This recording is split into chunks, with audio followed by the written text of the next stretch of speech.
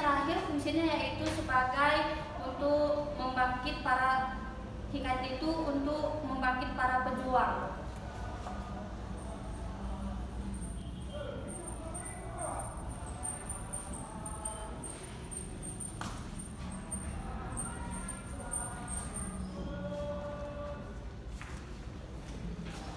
Pastinya kalian di sini sudah pernah kan membaca cerita rakyat atau hikayat seperti Indra Bangsawan, hikayat si miskin, hikayat Hang Tuah, dan masih banyak lagi cerita hikayat yang lainnya. Lalu kita masuk ke isi cerita rakyat, yaitu yang pertama unsur intrinsik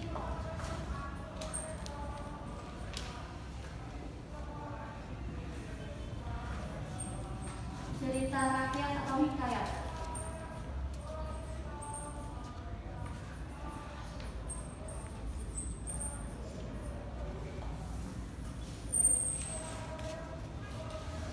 Pastinya kalian dari SMP sudah mengetahui apa saja itu unsur-unsur intrinsik. Yang pertama yaitu ada tema.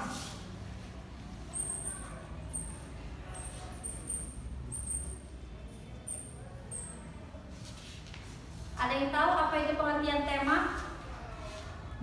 Kepikiran dulu. Iya, benar. Dan Ibu akan menambahkan pengertian tema selain pokok pikiran, yaitu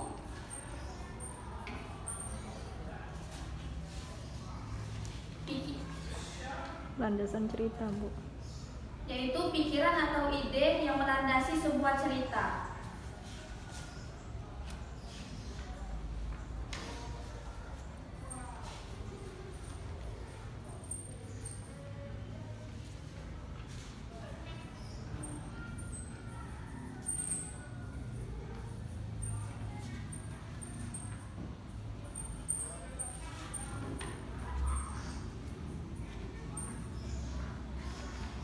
Lalu bagaimana kalian mengetahui tema tersebut? Kalian dapat mengetahui tema tersebut dengan membaca teks tersebut secara berulang dan menyimak teks tersebut. Lalu yang kedua, amanat.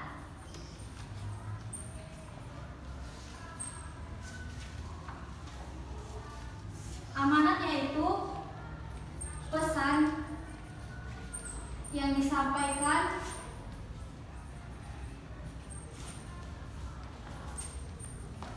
pengarang melalui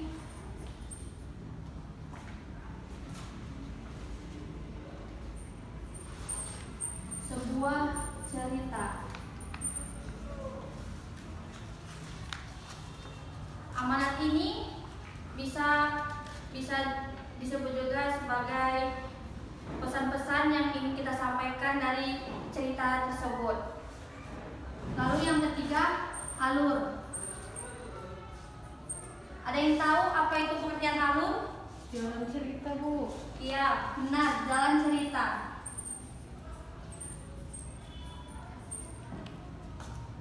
Jalan cerita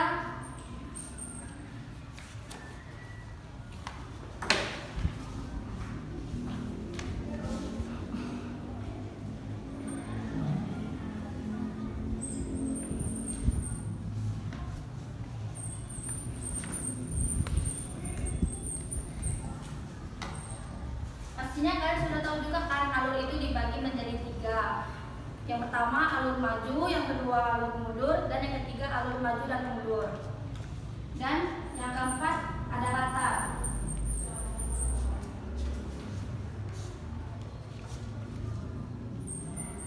Latar adalah suatu keterangan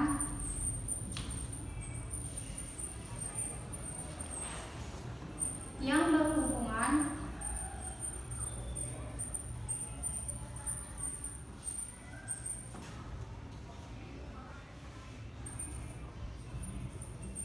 dengan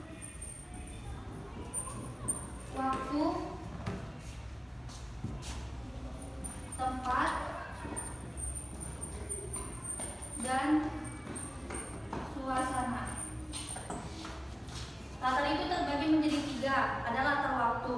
Latar waktu itu misalnya pagi hari, siang hari, sore hari, dan malam hari. Lalu yang kedua ada latar tempat. Latar tempat itu biasanya seperti di rumah, di hutan, di sekolah, atau di lingkungan masyarakat.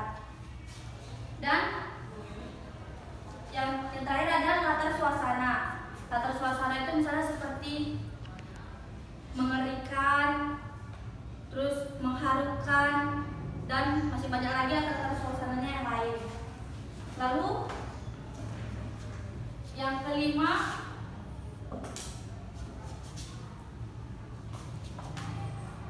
konflik.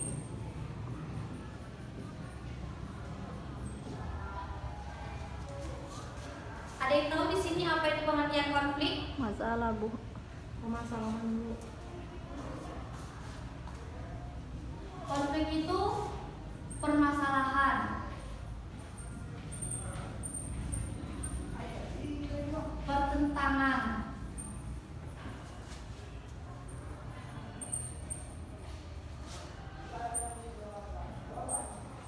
antara tokoh yang ada di cerita tersebut.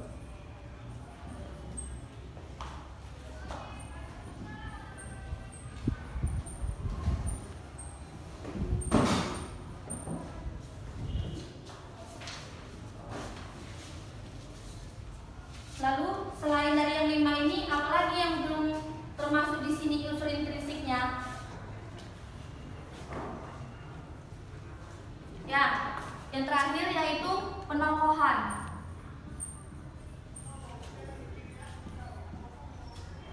Penokohan itu penciptaan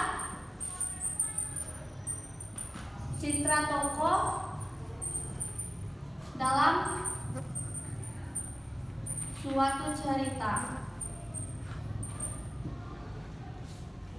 Lalu setelah unsur intrinsik, yang kedua yaitu kita masuki unsur ekstrinsiknya.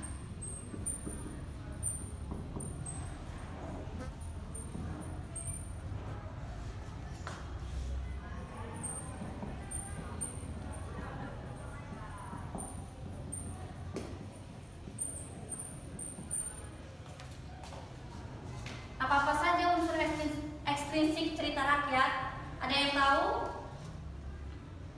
Nggak tahu, Bu. Ya, yang pertama itu latar belakang,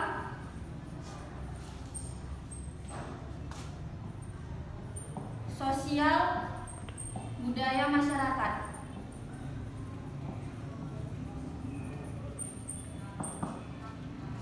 Lalu yang kedua, situasi masyarakat.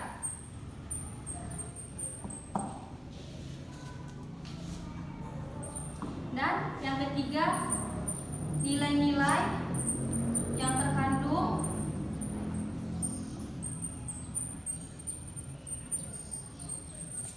dalam hikayat tersebut.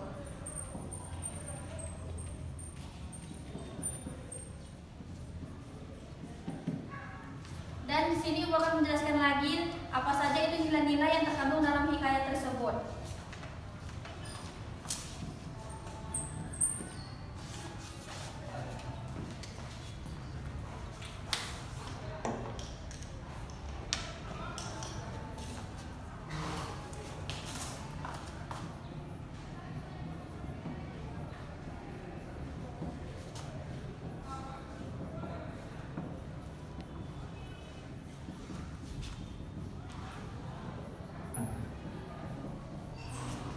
Pastinya kalian sudah tahu kan apa saja nilai-nilai yang terkandung dalam cerita rakyat. Yang pertama itu ada nilai yang pastinya nilai agama.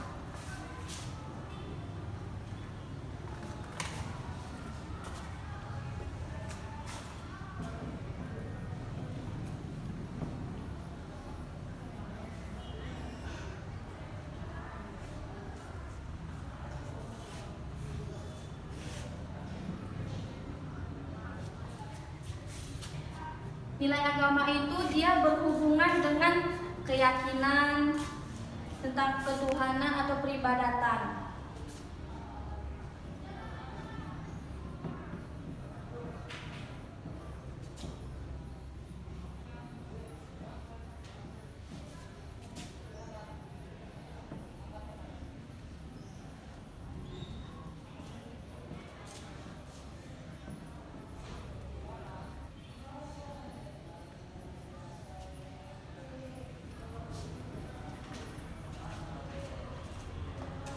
Lalu yang kedua, nilai sosial.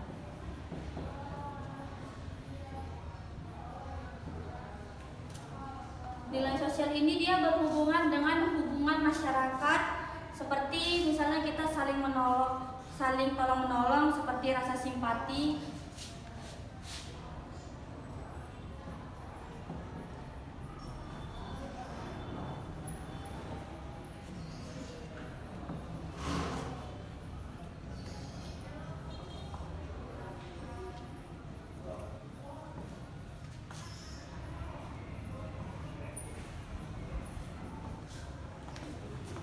Lalu yang ketiga yaitu nilai budaya.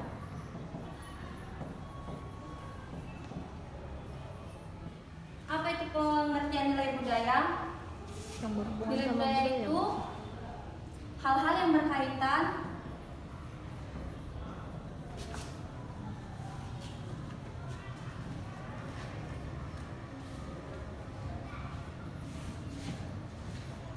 dengan kebiasaan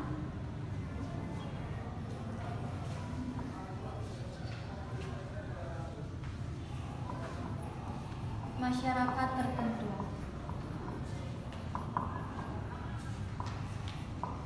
Lalu yang keempat ada nilai moral.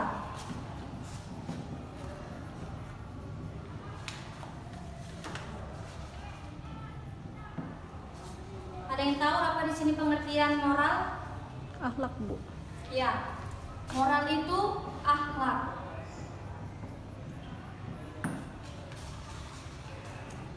Dan nilai moral ini berkaitan dengan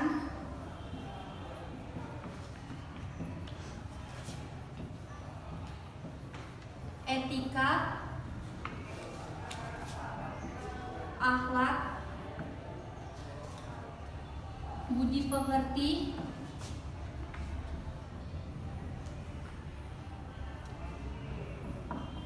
dan perbuatan baik buruk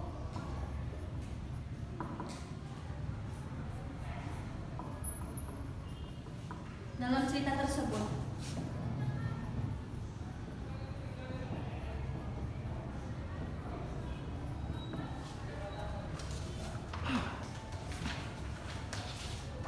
Lalu yang terakhir ada nilai pendidikan.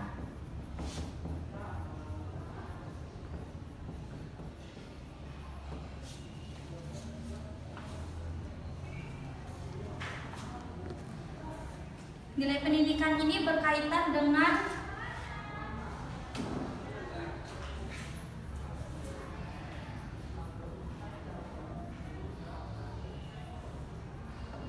proses pengubahan sikap.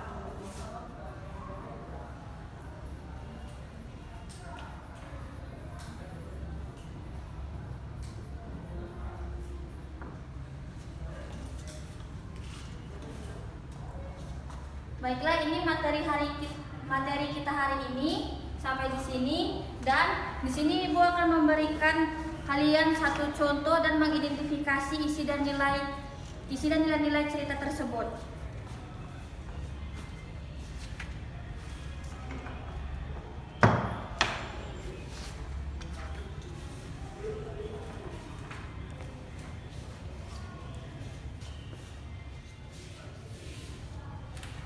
Dan Ibu di sini akan memberikan kalian satu contoh cerita hikayat, yaitu hikayat Indra Bangsawan. Kalian bisa membuka buku kalian di halaman 108, dan Ibu akan memberikan kalian waktu 5 menit untuk membacanya.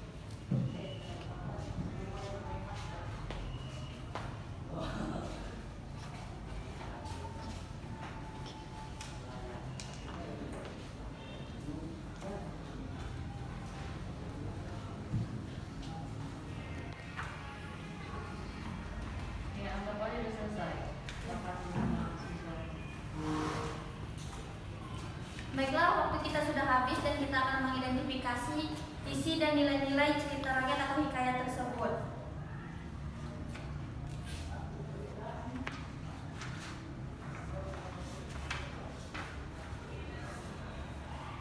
Yang pertama, kita identifikasi unsur intrinsik, yaitu yang pertama tema.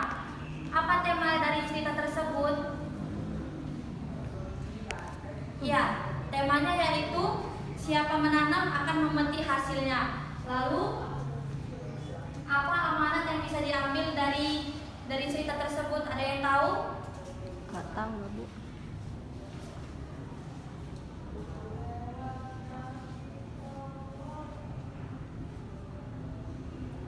Nggak tahu, Bu.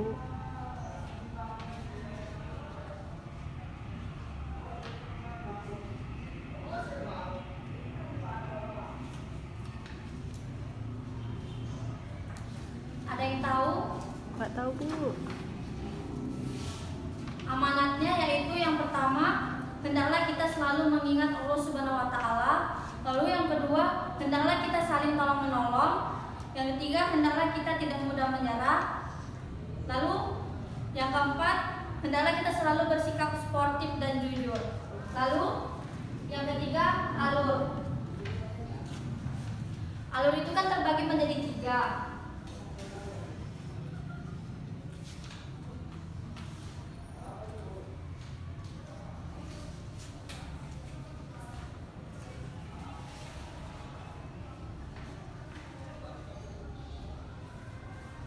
Ada yang tahu di sini alurnya itu alur maju atau alur mundur atau alur maju mundur?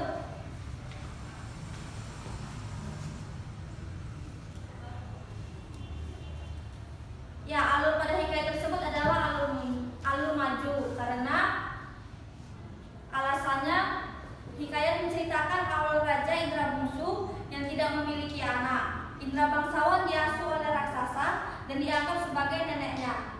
Sampai akhirnya Indra bangsawan menyamar menjadi budak berambut keriting sebagai si hutan masuk di kerajaan antah berantah. Lalu yang keempat ada latar.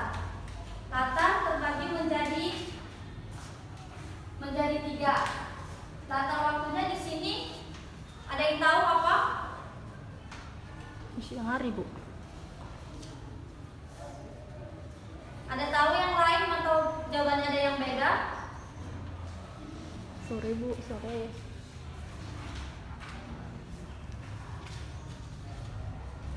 Pada cerita hikayat ini terjadi pada keseluruhan waktu, berarti dia ada di pagi hari, siang hari, sore hari, dan malam hari.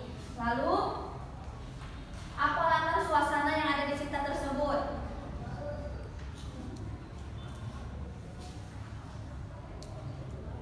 Di cerita ini bukan berarti latar itu cuma satu ya. Latar suasana itu bukan cuma satu, pasti ada banyak latar suasana di cerita tersebut. Yang pertama ada latar bahagia. Seperti di contoh teksnya seperti ini. Syah Peri dan Putri Ratnasari beserta dayang-dayangnya selamat dari serangan raksasa Garuda yang telah dikalahkan Syah Peri. Indra bangsawan dapat mengalahkan raksasa Buraksa dan hidup bahagia bersama Putri Kemalasari. Indra bangsawan berhasil mendapatkan bulu perindu yang diinginkan ayahnya dan kembali ke negeri Kobat Syarial dengan selamat. Indra bangsawan dinobatkan menjadi Raja Kobat Syarial menggantikan ayahnya dan Syah Peri dengan kerajaannya. Lalu apalagi latar suasana yang ada di cerita tersebut? Ada juga latar suasana sedih di situ, yang mana kita dapat lihat di teksnya seperti di tengah perjalanan dalam mencari bulu perindu, Syah Peri dan Indra bangsawan terpisah karena angin topan, hujan lebat, dan awan yang gelap gulita. Pada saat itu, Putri Ratnasari diserang raksasa Garuda dan negara Raja Kabir diserang raksasa Buraksa. Indra bangsawan tiba-tiba jatuh sakit. Lalu yang terakhir, apa latar tempat dari cerita tersebut? Di istana, Bu. Latar tempat yang pertama yaitu negeri Kobat Syarial. Misalnya kerajaan yang dipimpin kerajaan yang dipimpin Baginda Raja Indrabungsu. Lalu di hutan, Syapari Indrabungsu pergi ke hutan untuk mencari bulu perindu. Di sebuah taman, yaitu Syapari bertemu dengan Putri Ratnasari dan menyelamatkannya dan dayang-dayangnya dari serangan raksasa Garuda. Lalu ada juga atau tempatnya di gua, yaitu Indra Baksawan bertemu dengan raksasa perempuan di gua, kemudian dijadikannya sebagai neneknya. Lalu yang terakhir, negeri Antaberanta, negeri yang dipimpin Raja Kabir yang pada saat itu tengah diserang Muraksa. Lalu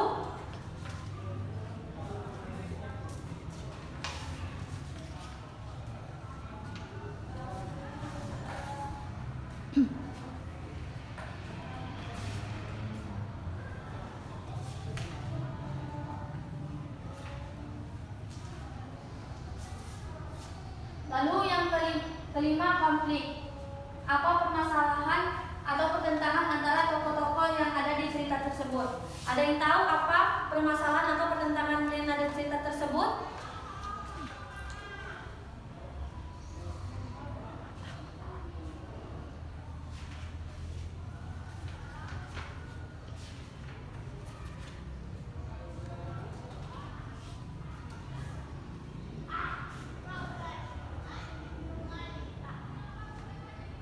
Ya, konfliknya yaitu Raja Indrabungsu yang tidak